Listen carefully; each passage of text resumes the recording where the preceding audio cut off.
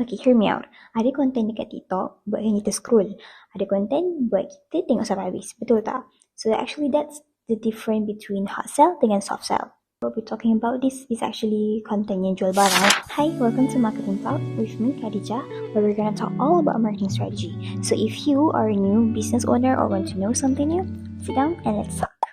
Hard sell ni dia mau kepada direct and lebih agresif lah sebab dia memang nak customer tu beli time tu juga.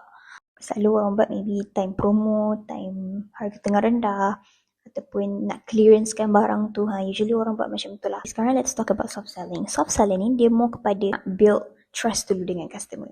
Instead of you terus jual, you educate. You bagi tips ataupun you maybe kind of buat storytelling, and then at the end you bagi tahu the product as a solution. So antara soft sell dengan hard sell mana paling okay? It actually depends on macam mana you nak. If you are more macam baru buka business and nak long term customer, nak kenal dulu, ini sesuai soft selling. If you nak more kepada quick, nak cepat-cepat, nak fast result, nak cepat dapat sales, you go for hard sell.